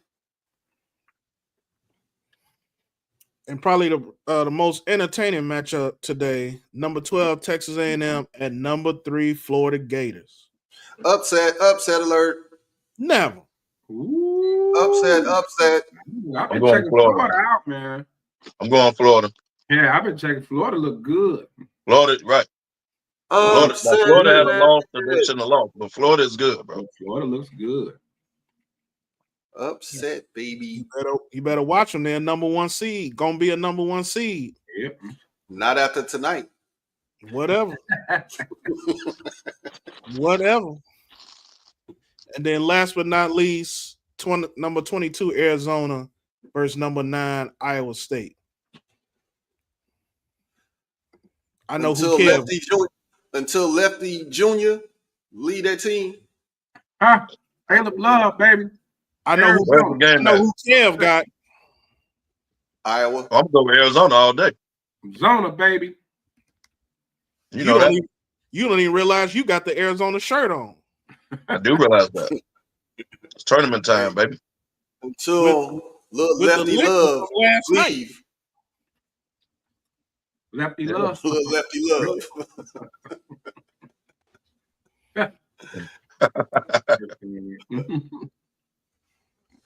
Yeah, I'm rolling with Arizona, dog. You know this. Even it's at Iowa State. And I'm going to tell you this. Iowa State been losing some stupid games that they have no business losing. Now, y'all remember Iowa State was like number 2. True. Yeah. Another locker room that's divided. Yeah, I don't know what's going on, bro, but they've been losing some games. They have no business losing. Well, all in all, some very exciting weekend of college basketball. Getting ready to head into these conference tourneys in just about another week and a half, 2 weeks, I should say. So very exciting time for college sports. Advise all of our viewers out there. Make sure you start paying attention. Get ready to get your brackets ready. Get familiar with some of these teams. Look at some of the conference tournaments. Familiarize yourself. It's going to be very, You very should have been doing it though. You can't wait till 2 weeks before the tournament to start looking at teams. Well, I mean, tell you right now. some people ain't fans of every sport like we are, but I'm gonna tell you like this, DY. By day number 2, which is that Saturday, it's gonna be a lot of people throwing their brackets in the trash. Always is. Day 2 is because it is so much parity right now. Day 2, it's gonna be a lot of brackets in the trash because they can't recover. They're not gonna be able to recover. It's gonna be like that with women too. Remember blackout last year and how devastating it was that first day. Yes. Yeah. It's gonna be even worse this year. Speaking of, everybody, all you listeners out there, tell your sons, tell your daughters, tell your friends. SmokeFellas and Diva Lee present Blackout. All right. It's the hooky day. Make sure you get that time put in right now. Don't wait till the last minute. Friday, March 21st at Water Lamone, 3721 Sauk Trail in Richmond Park. You know where we at, home base, headquarters, as we like to call it, starting at 10 in the morning. And it's rep your favorite college team, rep your squad. Hey DY, for all the imitators that's out there, we gonna let you know there's nobody that does the blackout hook day like us. You may see some imitators out there popping up here in the bars, other spots. Damn. It ain't never gonna be like what we do. And I'm putting that, like I said, dead ass. Oh, a little bit of a jab, but okay. he hit him with that Marvin Hagler. Yeah. Well, that just about wraps everything up. We'll go ahead and give our parting shots. Luck. Hey, just had to fly up there, blackout, baby. It's March Madness, always a great time. Just in sports, period, man. For you baseball fans, baseball kicking up. NBA playoff seed, man. NBA, like every game pretty much counts. And each conference, everything's jammed up. So, hey, y'all catch us in traffic, man. Y'all come hang out. Follow social media, see where we at. We pop up for a big game here and there. But blackout, if you've never been, it's something different. Get your living in order. Rep your favorite college team, man, no doubt. Thanks for tuning in again, people. KDL. I want to thank everybody for tuning in for the ride, the comments, and everything. Obviously, the blackout, March 21st. For those of you that know, you know. For those of you that don't, come on out. It's a day. It's a hooky day. First off, we don't do no social media posting or none of that. But it's a day of fun. We're gonna watch games. We're gonna have a good time. It's all good. What I want to do is give a shout out to the family of my guy, Spencer Bird. For those of you that's from Sandburg, Harvey, TTHS, we lost a good one. That was my man's, man. I want to give a shout out to the family. Prayers up. Absolutely. Ben, take us home.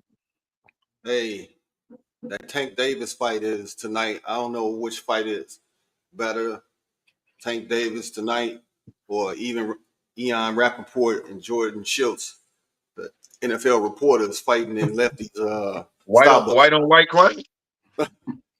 They was in Lefty Starbucks, so Lefty probably got the video. We might show that next time we on. But as I always say, where there's smoke, there's the fellas.